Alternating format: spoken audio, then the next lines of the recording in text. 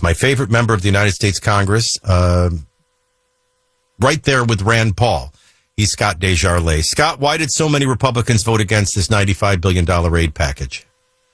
Well, so often it's the process. I think the biggest thing that we're hearing from people back home is something you alluded to. It's how can we be spending all this money to secure the borders of other countries when we continue to turn a blind eye to our own? So I think that's number one. Two, the timing didn't make a lot of sense. We know Ukraine was in need of some military assistance and some replenishment of 155s and anti-aircraft, but the $61 billion price tag made zero sense. They probably were more down in the neighborhood of about $10 billion. The Israel aid we passed through the House about a month ago in the amount of $14 billion, which I voted for, but now they've added $9 billion for Hamas. They call it humanitarian aid, but we know how that works, whether it's Iran or other actors, bad actors in the world. Wait. Time out, Congressman. They assured you that money would not flow to Hamas. Yeah, I mean, it never does, right? We were assured that Biden's $6 billion to Iran would only be used for hospitals and humanitarian, but they sure seem to restock all their proxies around the globe. So I hate to say that I don't trust the process. And honestly, the one funding package that made the most sense to me was the $8 billion in aid to Taiwan. But again, we need to do our border first. But Taiwan and the Taiwan-China scenario is something we must be preparing for. Taiwan basically has to prepare for their version of a D-Day invasion, and they're not ready yet. The best way to win that war is to not let it start, and so helping fortify their coastline is important. But again, let's do our border first, and then let's help Taiwan. All right, so when we first started splitting these all up, I'm always in favor of that because Rory O'Neill has a great expression for this, and you're in Congress, so you experience it all the time. Things can kind of become a Christmas tree if they're all lumped together. And in this particular case, I actually think, I don't know, it's a combination between, I think, Ukraine and the Israel kind of started taking on a Christmas tree. So I like separating them all, but why is it when we separated them all, the border just went away? Yeah, it's kind of complicated because, the Senate had their supplemental package, which was basically $95 billion. They sent that to the House as a non-starter because it had nothing to do with the border in it, and we wouldn't take it up. And then they just kept turning up the heat. The anti-Israel, pro-Palestinian protesters are just all over Washington. Everywhere you go, someone's getting in your face about that. I don't know where they all came from. I always want to ask the pro-Palestinian protesters why they're not over there helping Israel rid Gaza of Hamas. I mean, if you want freedom in your country and Israel wants freedom for Palestine, then you've got to help get rid of the bad actors. So instead of standing over here protesting, they should be helping get Hamas out of Gaza. But that's just my opinion. No, it's a good opinion. And by the way, I might add that bill now turns into $14 billion for Israel, but now $9 billion. Call it humanitarian, call it aid to Hamas, funneling to Iran, what have you. Almost, three quarters. I mean, this bill's almost 50-50 now. So, and by the way, the irony of that is for an administration who has an I problem, an Israel problem. So you've got pro-Palestinian, pro-Hamas, pro-Iranian, anti-American members of the United States Congress making up majority districts in a couple of swing states, but making the Democrat Party. And that makes it hard for the president to stand by a proven, trusted ally of interest, Israel, and a proven friend who really has earned our trust and support. And this president can't because he has a party problem. Well, if his party's split about, 3-1, one for them, it looks like that's exactly how the funding split. I mean, it's the numbers don't lie. They show you how divided America is on the Democrat side when it comes to Israel in funding and voting and rhetoric. Very, very troubling. Yeah. And I basically have about 100% pro-Israel voting record, and frankly, AIPAC was pressuring us to vote for this, and I said, I'm not going to apologize or be villainized for being Israel than you are. I cannot give $9 billion to your enemy. I'm not going to supply both sides of the fight. I voted for the $14 billion for you as a standalone a month ago, and the Senate wouldn't take it up because they wanted this Christmas tree, as you so aptly put it. And you asked me why border wasn't attached. I didn't finish that thought. That was the reason we didn't like the supplemental that the Senate sent over to us. So we needed to have border in there. So what happened was they put these three bills as standalone so we could vote on each of them. Some people didn't like Ukraine. Some people liked Israel. Some, liked Taiwan, didn't like Taiwan. So you could cast your vote. But the problem is all three of these go back together in what's called a MIRV, M-I-R-V, and that will go to the Senate as one package. So even though you voted on them separately, they all come back together as one. So to me, that's just kind of a smoke and mirrors. The thing that was not in there was border security, and that rule was brought down in Rules Committee because it was not going to be attached to these three bills. So we were not getting what we wanted. We were getting exactly what the Senate sent us in the supplemental. In fact, the numbers added right back up to $95 billion. No border security. They put the border security bill up on suspension, which was basically H.R. 2 minus E-Verify, pretty much the same thing we passed and we wanted.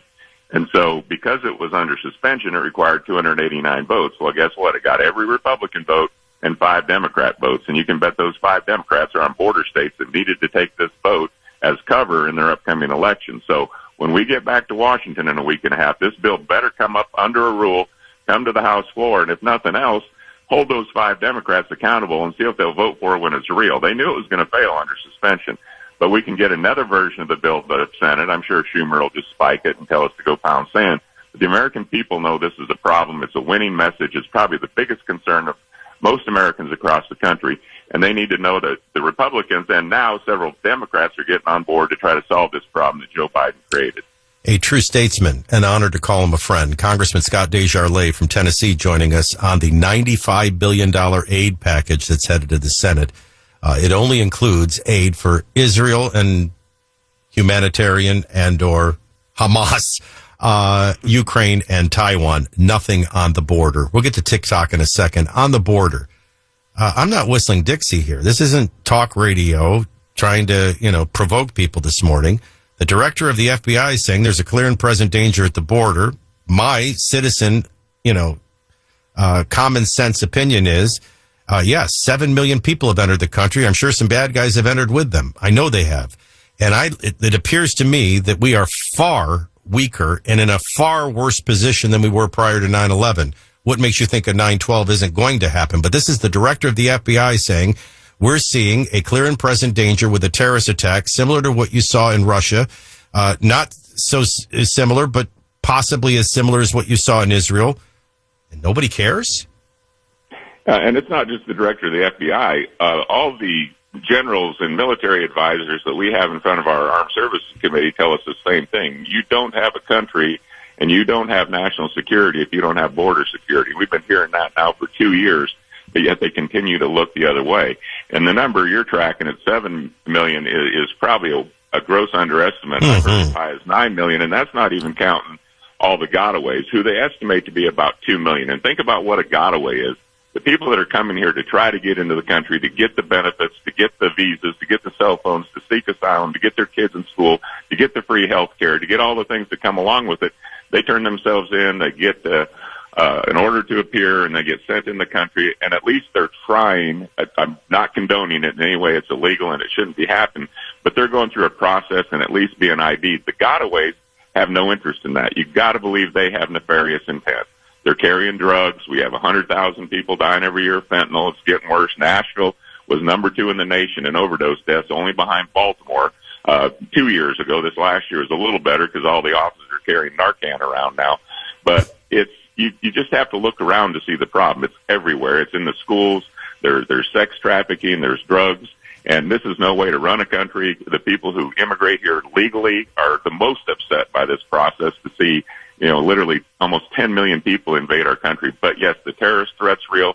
The FBI director's telling us it's real. All of our military generals are telling us it's real. But for some reason, Joe Biden doesn't seem to think it's a problem. He thinks they're voters, and there's all kinds of states now that are allowing illegals to vote because all they have to do is just check the box that I'm a citizen, and no one ever verifies whether that's true or not. And this porous border has been an issue for decades, and it hasn't been solved for decades. Back to Reagan, yeah. Yeah, and you go back to, well, actually, that was the ding on Reagan, that he was soft because of allowing amnesty in California. But here's the deal. It was boiled down to me by a member of Congress almost 30 years ago now. Why don't we make any progress on immigration and the border? And the reason is it is votes for the Democrats and it's cheap labor for the Republicans. But it's far more dangerous than that today. And I think you just outlined that. Real quickly on TikTok, they're owned by a Chinese company. They're not going to sell. So what in actuality, what we're doing is we're moving forward towards a ban, right? Yeah, well, we did have a vote on that as well. That was the one thing I did vote for. I didn't vote no on everything. I voted to make TikTok either disband or be sold to an American company where we can be controlled. So we'll see how that goes.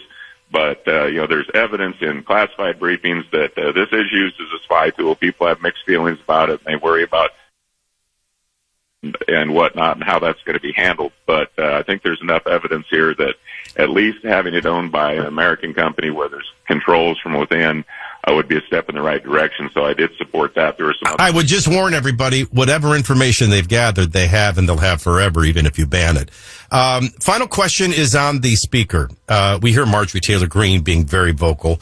What is his standing? I would hope we didn't gain anything from the last speaker we ousted. But I mean, is there a sense in the Republican caucus that this is a bad speaker and this latest $95 billion aid package is a failure that is unforgivable?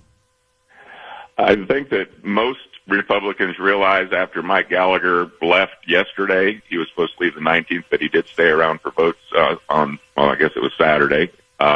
We have a one-seat majority.